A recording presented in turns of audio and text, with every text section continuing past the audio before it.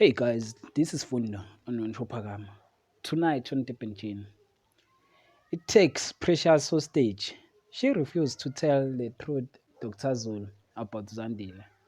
He kidnapped Zandile and tell Dr. Zulu that Zandile is sick.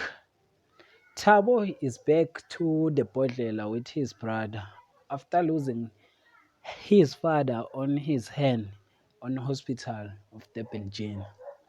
Snare and Kabinde become illness while it is pushing Kelvin and Father Gumete apart and pull Zondo and Ngobo into each other arms. That is for tonight. Thanks for watching. Don't forget to like and comment and subscribe. Therefore, thanks.